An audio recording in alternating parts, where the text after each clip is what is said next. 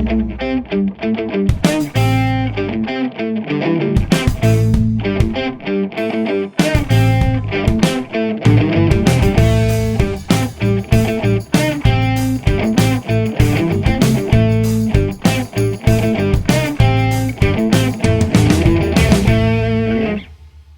and welcome back into Slick Talk. I am your host, Blackstone Joe.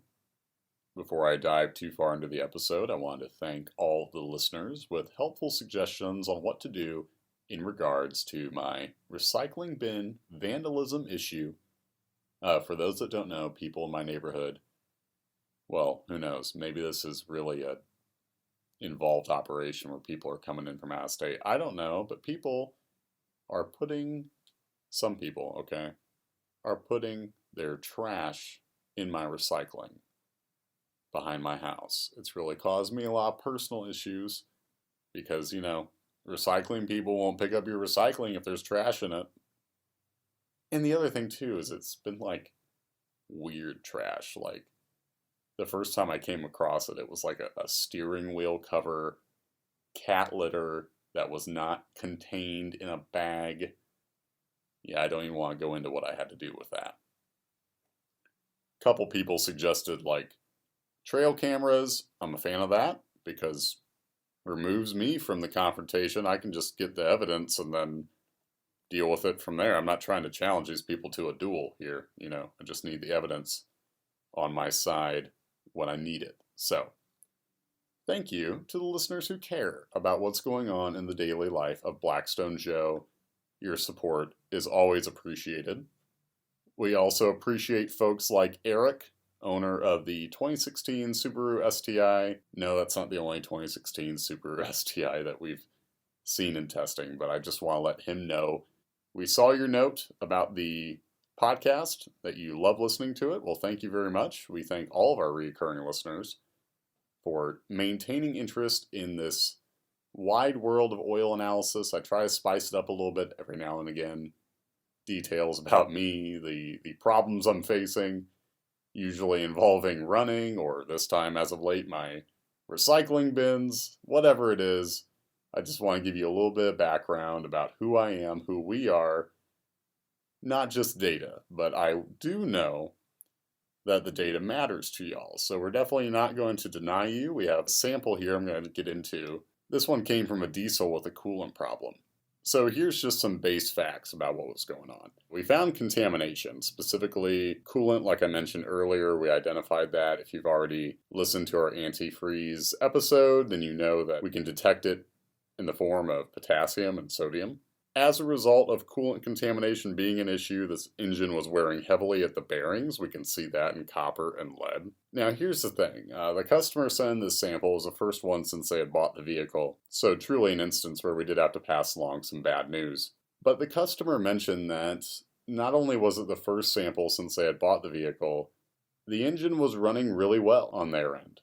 So it's another one of these instances where we have to sit back and realize that we're catching these problems so early, often. The levels are high and they make clear a problem on our end, but it's the benefit of used oil analysis just showing itself again, in that it's obvious on our end, on the microscopic level, that the engine's wearing heavily. We can see the clear indicators of coolant, and yet the customer is not noticing it yet. The coolant level, it's not noticeably lower in the reservoir. The engine runs well, good oil pressure, all that. But it's clear on our end. And that is the best illustration of the value of what we do. I heard a saying one time that engines whisper before they scream. And eventually, they won't say anything to you at all. You want to know what's going on when it's a problem you can correct before the scream. Now, what is the scream? Well, you could define that as low oil pressure, the engine making unusual noise like a tick or a knock, or, in the case of a coolant leak, a milkshake color, that telltale color that illustrates that the oil is so heavily contaminated. But you don't want to have to reach that point. It's far better to identify a leak at a point where you can fix it before internal parts are wearing heavily. Now, there are many instances, I've come across them myself, where wear levels improve once contamination is out of the picture. So, if you have excess wear, it's not a given that, say if you have excess wear at the bearings, it's not a given that you'll have to roll in new bearings just because the current set are wearing heavily as a result of contamination.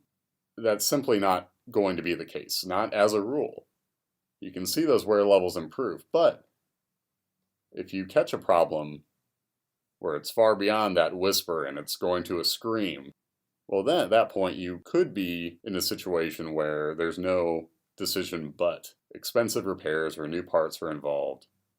And then you have to see how the rebuild, the overhaul, whatever measures you have to take, you have to see how those proceed, how the engine responds to that. Hopefully you can avoid that situation, but even if you can't, you'll be able to avoid that outright failure where not only did you lose an engine, you're looking at a significant financial hit. And using analysis, it's one thing I don't really talk a lot about the price on here. $30 is just a minuscule amount compared to what you would need to spend to open the engine up.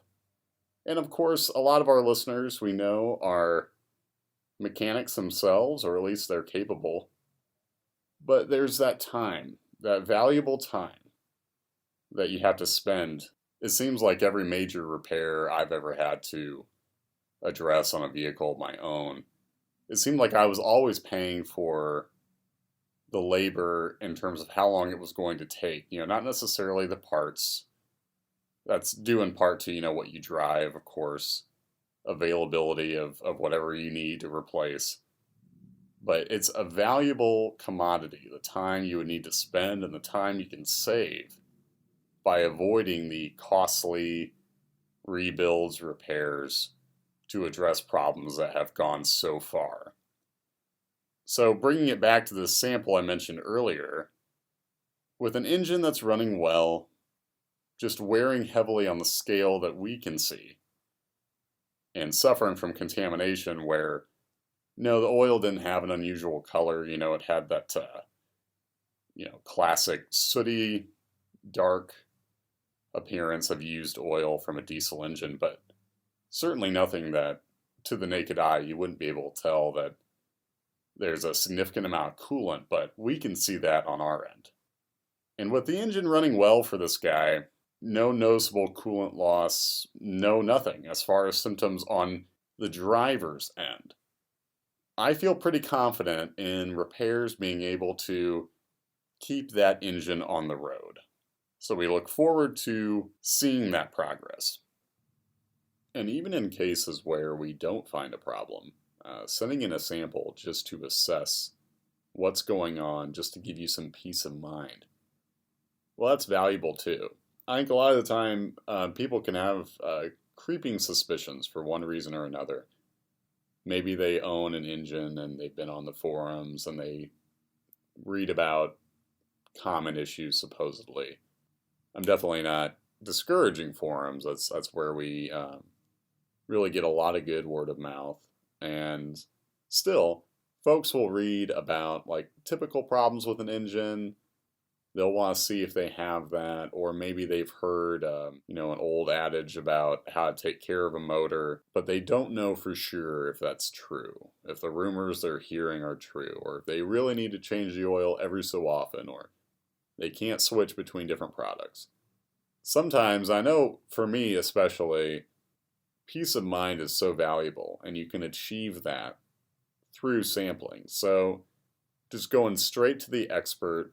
Yes, in this case, I am being so haughty as to label us experts. Sometimes I have to just say what it is and talk ourselves up a little bit because, the fact is I am proud of the way we're able to save so many vehicles, aircraft, boats, whatever, keep them going. I am proud of that, so I will talk that up every now and again. But going to people who can give you a concrete answer there's a real value in that. Just to switch gears a little bit, recently I had a problem where I thought I had a stress fracture in one of my feet. So I talk about running a lot, and if you're annoyed about that, I totally understand. But the fact is, running often makes for good analogies to oil analysis, to making it real, the way you maintain and take care of and address issues. So no different here. So this is another example. I thought I had a stress fracture in one of my feet. And this happened, fun story, after I had to outrun a dog. I was going for a run late at night, heard a bark. I thought, oh, well, surely this dog's on a chain. It wasn't. It wasn't a huge dog, but, rabies from a medium-sized dog will hit you the same as rabies from a big dog. So I had to outrun this dog, and I did. That part was cool. But when I got done with the run, it was like 10 miles, and I think the dog chase happened about 9 miles in. Well, I started to feel pretty significant pain in one of my feet the next day, and I thought, oh, this is unfamiliar. I don't know what I'm dealing with. Well, I thought for sure this might be a stress fracture because of the way it was behaving, and also due to the fact I'm not really all that well versed. That just seemed like the most likely thing to me. So I asked around, but I didn't go to a specialist, and then I decided, what am I doing here? Like, why not just figure this issue out? It's no different than people who have a vehicle that they're trying to take care of, and they wonder, is that sound from the bearings? Is it something else? Does it have a timing chain issue, etc.? Why worry? Why spend the time speculating when you can just find out? So that's what I did. I went and saw a specialist, and just after a brief, maybe few minutes of sitting in the room, specialist looked at me and goes, no, that's not a fracture. It's not behaving like one. And really, it's more likely it's just some tendon discomfort. And the relief that washed over me, just knowing that this wasn't something that was going to keep me on the shelf for an extended period. It wasn't something that required a lot of corrective action. It was just something I had to monitor, just something I had to keep an eye on and manage. And it just really brings to mind countless instances, really, on the day-to-day when I'm looking at samples and testing. I like to picture, the relief or the good news that someone hears when, they think their BMW, the M3, they've read so much about bearing issues, and they might have heard a sound one time. It sounded like maybe a knock. Maybe they're at the track and they noticed something that just caught them off guard, and then instead of having to sit and torture themselves with wondering if it's an issue, instead they can just send in the sample, look at where the lead and copper levels are at, and know right then and there if the engine is wearing well or not. That beats sitting and having to speculate every day of the week. So, of course, there are instances where obtaining a sample, maybe that's tricky for you. Maybe you're in some situation where sampling's hard to do. I don't know what situation you might be in, but most of the time, a $30 analysis is going to be cheaper than invasive repairs. It's going to beat the time spent either worrying or doing the labor of investigating by taking the engine apart, especially. But it's a resource that really is hard to beat, I think, in the world of engine maintenance or taking care of your transmission, the diff. I guess now is as good a time as any to remind everyone that we test everything. I had a customer on the phone the other day, and it's kind of just like like one bell rung after the other in their head when I said, yeah, we test the engine oil, and they go, well, what about the differential? Yep. Transfer case? Yep. Transmission? Yep. And I just, I it almost sounded like I might have been messing with them, but yes, all of it. Coolant, gasoline, diesel fuel, whatever. Really, if the car needs it, then we can test it.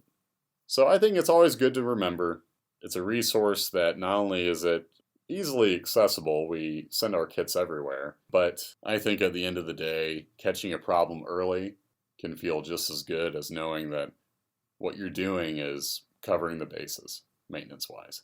So even if we don't find a problem, and you're just able to know that what you're doing is taking good care of the motor, it's hard to beat. Well, that brings episode 52 to a close. Again, shout out to all of our listeners. Eric, thank you so much for your kind words. Eric, owner of the 2016 STI, I hope that lets you know it's you. We probably do have maybe I hesitate to put a number on it, but surely there's more than one Eric with a Subaru, but maybe there's just one with a 2016 STI. But regardless, thank you so much to everyone who's stayed with us through these 52 episodes. If you haven't yet, if you like what you're hearing, please don't forget to rate and review, especially if you're on Apple Podcasts. A review really helps with our visibility. And also keep an eye on our Instagram. We're working on some really fun content right now, showing off more of the lab, what we do, certain tests, explanation. We're pretty active on Instagram, so give Blackstone Laboratories a follow there, and you'll see what we have in the works. That's all I got for you today. Thank you so much for joining me. This is Blackstone Joe, signing off.